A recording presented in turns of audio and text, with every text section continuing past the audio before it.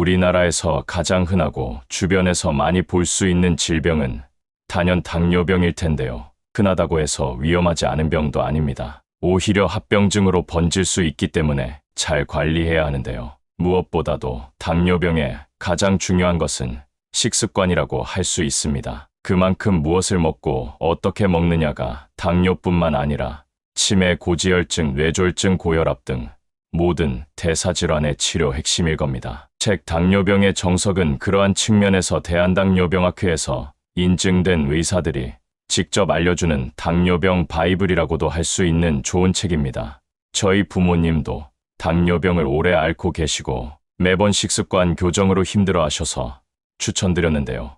알기 쉽고 자세하게 설명해 주어서 많은 도움이 되셨다고 합니다. 오늘 영상에서는 당뇨병을 가지신 분들을 위해 무엇을 먹어야 하는지, 어떤 운동을 해야 하는지에 대해 알려드릴 예정이니 꼭 끝까지 시청하셔서 만성염증과 당뇨병 등 대사질환을 이겨내는 유익한 시간이 되셨으면 좋겠습니다. 영상 시작 전 구독, 좋아요 해주시면 감사합니다. 당뇨병은 우리나라 사망 원인 1위와 2위를 기록하는 암, 심혈관 질환과 함께 환자와 그 보호자에게 큰 부담을 안기는 만성 질환이입니다. 우리나라의 당뇨병 환자 수는 2023년 기준으로 600만 명을 훌쩍 넘겼고 당뇨병 위험군까지 포함하면 약 2천만 명에 이르러 국민 5명 중 2명이 당뇨병의 위험에 노출된 것으로 나타났습니다. 문제는 당뇨병이 이처럼 흔해지면서 검증되지 않은 무분별한 정보가 범람하게 되었고 환자들이 혼란을 겪는 일이 점점 많아지고 있다는 것입니다. 당뇨병은 전 국민 6명 중 1명이 환자 혹은 위험군일 정도로 흔한 국민 질병이 되었습니다. 그런 와중에 의사로서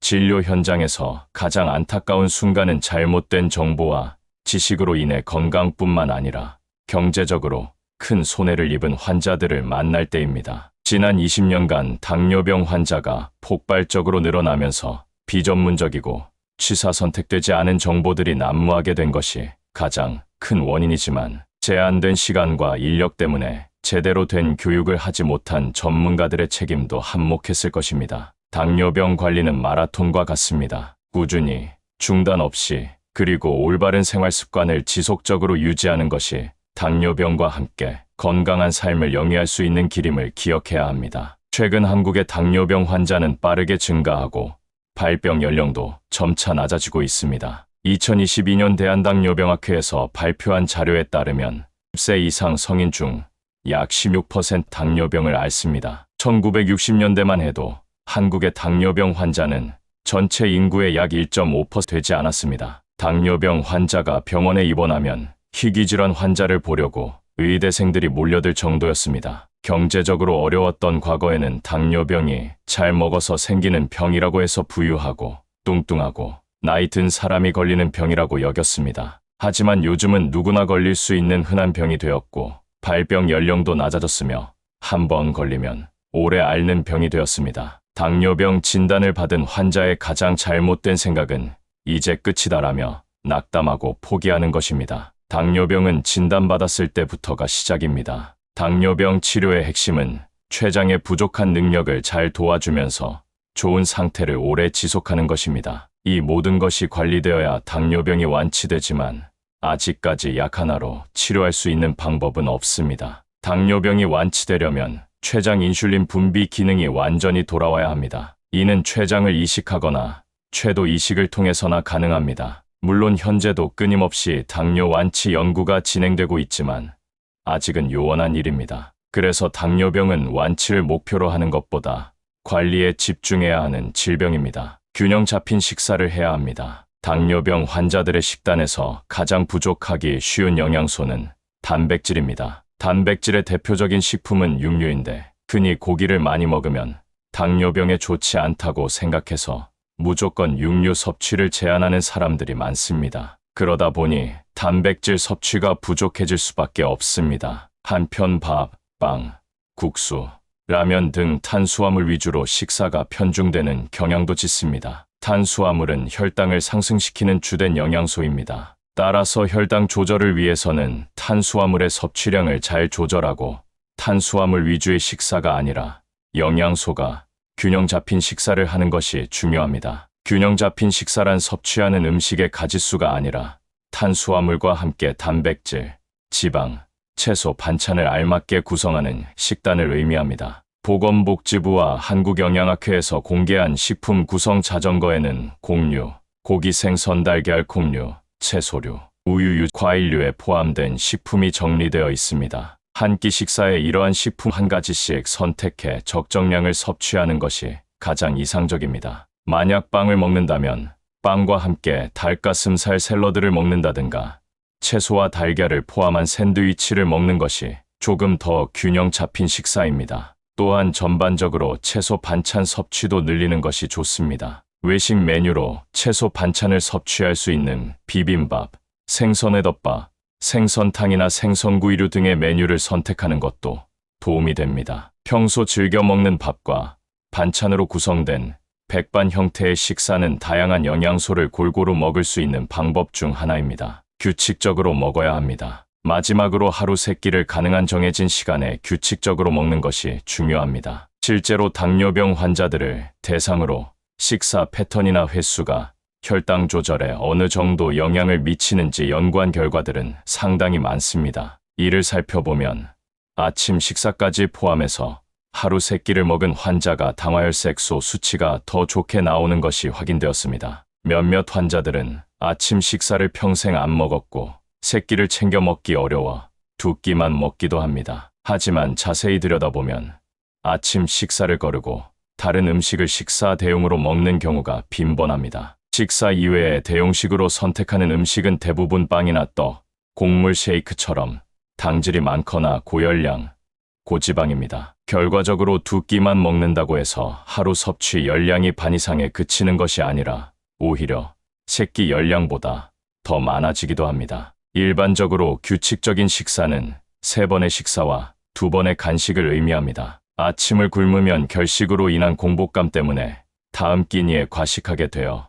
식사 조절이 힘들어집니다. 그뿐만 아니라 식사 간격이 길어져 저혈당 발생 위험도 높아집니다. 이러한 식습관은 오히려 혈당의 변동폭을 넓히므로 혈당 조절에 나쁜 영향을 미치게 됩니다. 섬유소, 단백질, 탄수화물, 지방 순서로 먹습니다. 식사 순서가 혈당을 낮추는 원리는 포만감과 흡수 속도를 조절하는 것입니다. 우리가 에너지를 얻는 영양소는 탄수화물, 단백질, 지방 이렇게 3가지가 있습니다. 하지만 3가지 영양소가 포만감을 주는 정도는 조금씩 차이가 있습니다. 동일한 열량을 기준으로 가장 오랫동안 포만감을 주는 영양소는 단백질이고 그 다음이 탄수화물, 그 다음이 지방 순입니다. 같은 열량이라면 지방이 가장 포만감을 짧게 주는 것으로 나타났습니다. 따라서 당뇨인에게는 단백질, 탄수화물, 지방 순서에 따른 식사가 권장됩니다. 포만감을 주는 또 다른 영양소로는 섬유소를 꼽을 수 있는데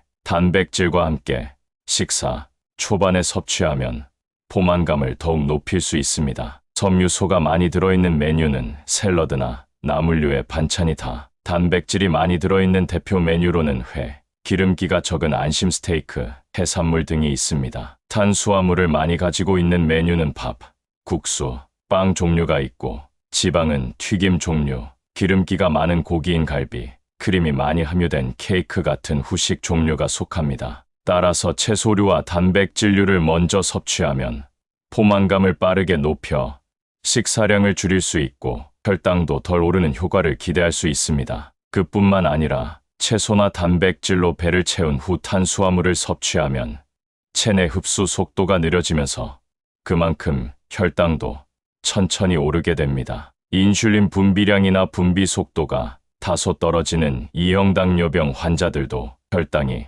천천히 오르기 때문에 혈당 조절에 큰 도움이 됩니다. 고구마, 감자, 옥수수, 떡은 간식보다 식사 대용으로 섭취해야 합니다. 고구마, 감자, 옥수수, 떡 등의 탄수화물 식품을 먹고 싶을 때는 3가지를 꼭 기억해야 합니다. 첫째, 탄수화물 식품을 단순하게 간식으로 생각해서 수시로 섭취해서는 안 됩니다. 탄수화물 식품으로 분명히 인지하고 간식이 아닌 식사 대용으로 섭취해야 합니다. 간식으로 섭취할 경우에는 1회 섭취량을 꼭 지켜야 혈당 조절에 도움이 됩니다. 둘째, 만약 탄수화물 식품을 간식으로 섭취한다면 일교환 단위 이내에서 섭취해야 합니다. 만약 밥과 함께 섭취한다면 먹을 수 있는 밥의 양과 탄수화물 식품의 양을 조절해야 합니다. 예를 들어 한 끼에 밥 한 공기만큼의 탄수화물을 먹을 수 있는 사람이 감자 한 개를 먹었다면 밥은 23공기만 섭취해야 합니다. 마지막으로 감자나 고구마를 반찬으로 섭취할 때도 탄수화물 양을 조절해야 합니다. 예를 들면 고구마전, 감자국, 감자를 넣은 카레를 섭취할 때 주식으로 먹을 밥 양에서 섭취할 탄수화물 양만큼을 덜어내야 합니다. 갈아먹지 말고 원과로 섭취해야 합니다. 과일을 먹을 때는 원과 그대로 먹는 것을 추천합니다. 과일을 갈면 원과로 섭취할 때보다 섬유소 함량이 줄어듭니다. 그뿐만 아니라 과일을 갈아서 주스로 만들 때 첨가하는 요구르트, 올리고당, 시럽 역시 단순당으로 혈당을 빠르게 높일 수 있습니다. 되도록 신선한 원과를 섭취하는 것이 좋지만 만약 시중에 판매되는 주스를 마신다면 설탕 또는 당류를 첨가하지 않은 무가당 제품을 선택합니다. 다만 무가당 제품은 설탕이나 당분을 추가로 첨가하지 않았다는 것이지 당분이 아예 없다는 뜻은 아닙니다. 주스를 선택할 때도 영양성 문표를 보고 당분 함량 정도를 확인하는 것이 좋습니다. 과일 통조림도 대부분 당이 첨가되어 있기 때문에 가능하면 섭취를 자제하는 것이 좋습니다. 과일은 식후 바로 섭취하기보다는 식후 2시간 후에 간식으로 먹으면 저혈당 예방에도 도움이 되고 식사 사이에 허기를 조절하는 데도 도움이 될 수 있습니다. 과일은 수분 함량이 높아 많이 먹어도 혈당을 올리지 않는 식품이 인식이 있습니다. 건강, 비타민 등이 강조되면서 안전한 음식이라고 생각하는 경우가 많지만 과하게 먹지 않는 것이 중요합니다. 적정량을 섭취하고 횟수도 2회로 제한한다면 건강하게 과일을 섭취할 수 있습니다. 당류를 첨가하지 않은 커피는 당뇨병에 효과적입니다. 아메리카노를 하루 2잔 이상 마시는 사람들이 마시지 않는 사람보다 당뇨병, 전단계나 이형 당뇨병, 발생 위험이 39% 낮았다고 보고했습니다. 다만 커피의 긍정적인 효과는 설탕이나 우유 같은 다른 것이 섞여 있지 않은 에스프레소나 아메리카노를 마실 때만 기대할 수 있습니다. 현재 시중에 나와 있는 커피 음료나 스틱형 커피 믹스는 시럽, 설탕, 크림, 지방 등이 첨가되어 열량과 당류 섭취를 높이므로 당뇨병 환자는 섭취에 반드시 주의해야 합니다. 일반적으로 가장 많이 마시는 스틱형 커피 믹스는 하나당 약 50칼로리에서 많게는 85칼로리의 열량을 가지고 있습니다. 아메리카노나 블랙커피가 약 5칼로리인 것을 생각해보면 약 10배 이상 열량 차이가 납니다. 당뇨병 환자가 마음 놓고 마시기에는 문제가 있습니다. 만약 식후에 커피 믹스를 마시고 싶다면 과일이나 간식 대신 섭취하는 것은 가능합니다. 단 설탕을 조절할 수 있다면 설탕을 넣지 않고 섭취하는 것이 좋습니다. 커피 믹스가 문제되는 또 다른 이유는 프림이 첨가되어 있다는 것입니다. 프림은 식물성 경화유지,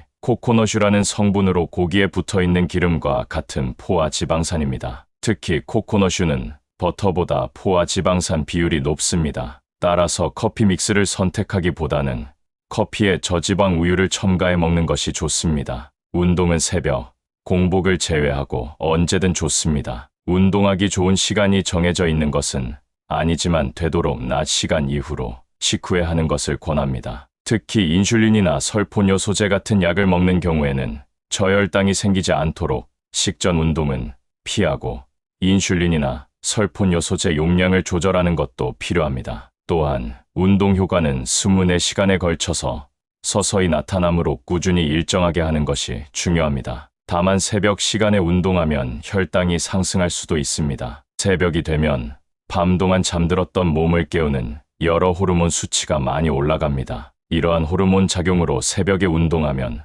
오히려 혈당이 상승하게 됩니다. 또한 저혈당 위험도 있기 때문에 당뇨병 환자는 되도록 새벽 운동은 피하는 것이 좋습니다. 저혈당을 유발하는 약제를 사용하지 않는 환자가 새벽 운동만 가능한 경우라면 가벼운 스낵을 섭취한 후 운동하는 것도 하나의 방법입니다. 운동은 식후 혈당을 떨어뜨릴 수 있는 좋은 방법입니다. 공복 혈당은 좋은데 식후 혈당이 많이 올라가는 경우 운동으로 혈당 조절 효과를 얻을 수 있습니다. 저녁에 과식했을 때 혈당 스파이크, 즉 혈당이 급격하게 상승하는 경우가 발생하기도 합니다. 이럴 때 식후 운동은 혈당 급상승을 막는데 매우 효과적입니다. 운동은 본인의 생활 패턴에 맞는 편한 시간에 꾸준하게 하는 것이 중요합니다. 하루 30분 이상, 일주일에 150분 이상 꾸준히 운동을 합니다. 운동을 하면 효과가 최대 이틀 정도 지속됩니다. 따라서 운동은 이틀 이상 쉬지 않고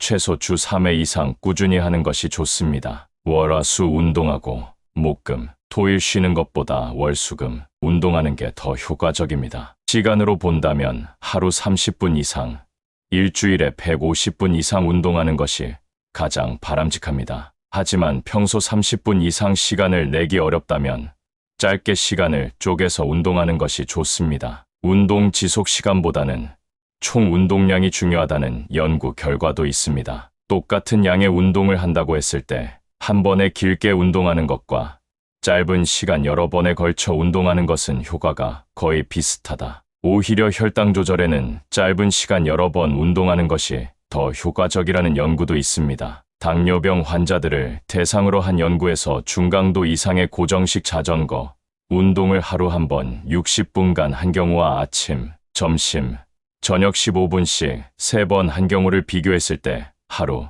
3번 15분씩 운동한 사람들의 혈당 강화 효과가 더 효과적이었습니다. 또 다른 연구에서도 하루 45분씩 4,500보를 걷는 그룹과 매 식후 15분씩 1,500보를 걷는 그룹을 비교했을 때 15분씩 3번 운동했던 그룹에서 혈당이 더 많이 낮아졌다는 결과가 있었습니다. 운동 지속 시간에 따른 심혈관 질환 감소 효과 역시 운동 최대 지속 시간이 아닌 전체 운동을 통한 에너지 소비가 중요하다는 것이 연구를 통해 확인되기도 했습니다. 따라서 억지로 한 번에 몰아서 운동하려고 무리하기보다는 일상생활에서 조금씩 짬을 내서 운동하는 습관을 갖는 것이 더 중요합니다. 지금까지 책 당뇨병의 정석중 식습관과 운동 수칙에 대해서 알려드렸는데요. 식습관과 운동은 다른 대사질환에도 공통으로 적용되는 좋은 말씀입니다. 꼭 실천하시고 규칙적으로 섭취해서 건강한 노후 보내시길 기원합니다. 구독, 좋아요 해주시면 감사드립니다.